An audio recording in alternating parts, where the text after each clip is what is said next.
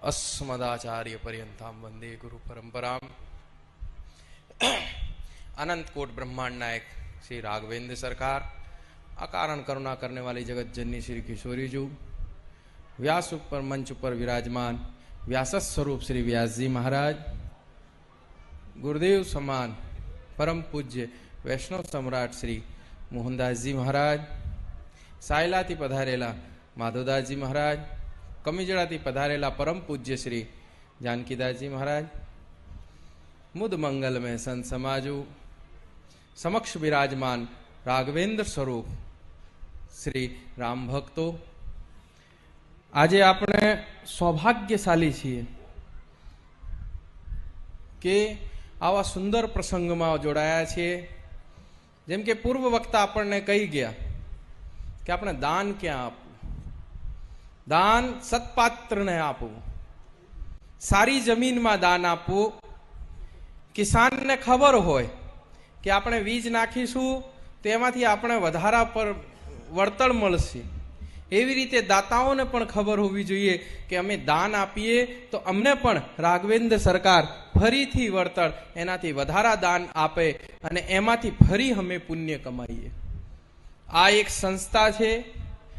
માત્ર પરમ પૂજ્ય શ્રી મોહનદાસજી મહારાજ આ એક મંદિર નથી બનાવી રહ્યા, આ એક જગ્યા નથી બની રહી, આ અમારા હિન્દુઓનું સંસ્કાર, સભ્યતા, ધર્મ, રાષ્ટ્રીય રક્ષણનું એક સ્તંભ બની રહ્યું છે, જે ગુજરાતમાંથી આપણા રાષ્ટ્રનું રક્ષણ કરશે।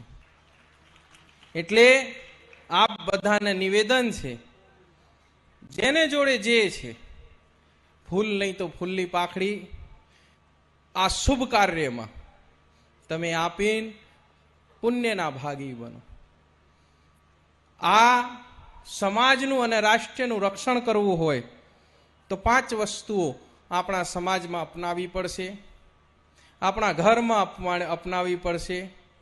અને એ 5 વસ્તુઓ આ સંસ્થા, કદાચ હું તો 15-20 વર્ષથી જોઈ રહ્યો છું કે આ સંસ્થા નાનામાંથી કરતી કરતી આજે સાંઈધામ દ્વારા મોટી સંસ્થા, વિશાલ વર્ગતનું વટવૃક્ષ બની ગયું છે, જે કે રાષ્ટ્રની રક્ષા માટે ઊભો છે।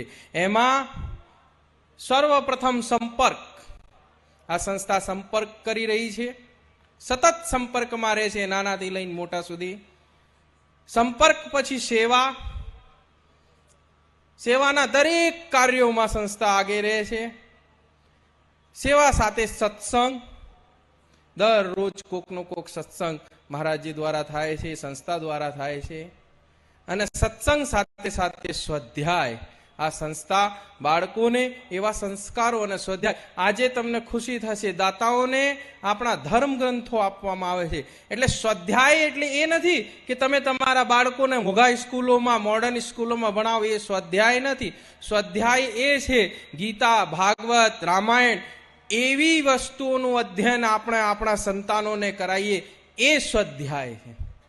અને સ્વાધ્યાય પછી સમર્પણ, આ સંસ્થાનું સમર્પણ સમાજ માટે, રાષ્ટ્ર માટે, ધર્મ માટે જ છે, પોતે માટે કોઈ વસ્તુ નથી। આપણું છે જે તમે આપો છો એ જ સમાજમાં આપે છે।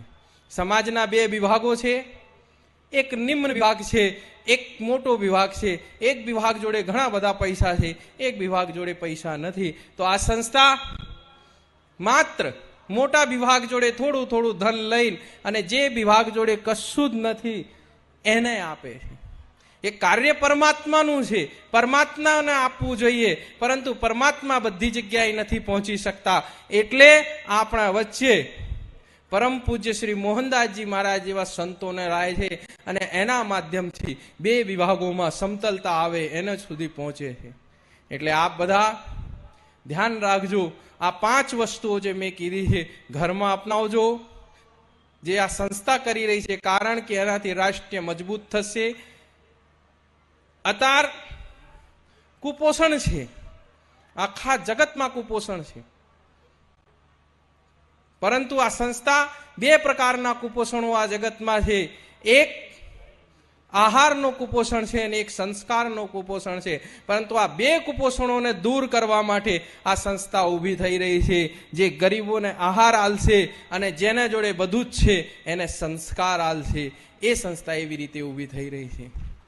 અહીં ઘણી મોટી સંખ્યામાં માતાઓ બેઠી છે. મહારાજજી વતી હાથ જોડીને તમને માતાઓને, બહેનોને નિવેદન કરીશ, તમે શક્તિ સ્વરૂપા છો, આરાધ્ય છો, લક્ષ્મી છો, અન્નપૂર્ણા છો, આ બધું છો. આ સૃષ્ટિનો મૂળ આધાર છો તમે. તમે ધારો એ કરી શકો. આ સૃષ્ટિને, આ રાષ્ટ્રને જે દિશામાં લઈ જવું હોય એ દિશામાં તમે લઈ જઈ શકો છો.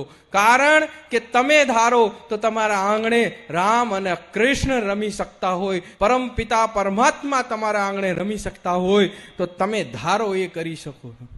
પણ તમને હાથ જોડીને નિવેદન છે કે તમે થોડાક લાલચ માટે જે તમારી સંતાનોને, 1 વર્ષથી 5 વર્ષના બાળકોને જે જહર રૂપી મોબાઈલ તમે આપી રહ્યા છો એ એના હાથમાં ના આપો. કારણ કે આ અમારી સભ્યતા, સંસ્કાર, શારીરિક મહોત્સવ, મનોબળ બધું જ વગાડી રહ્યું છે. 5 વર્ષ પછી સંતાનોને જરૂરત હોય તો આપો, પરંતુ 1 થી 5 વર્ષના બાળકોને નથી. કારણ કે તમારા જોડે એક જ નિવેદન છે, તમે અમને એવી સંતાનો આપો, મહારાણા પ્રતાપ જેવી, મહારાણા લક્ષ્મીબાઈ જેવી અને છત્રપતિ શિવાજી જેવી અને પરમ પૂજ્ય વૈષ્ણવ સમ્રાટ શ્રી મોહનદાસજી જેવી સંતાનો આપો, જેનાથી કે અમારા ધર્મ અને રાષ્ટ્રનું ઉદ્ધાર થાય અને રક્ષણ થાય. અને તમે કરી શકો છો.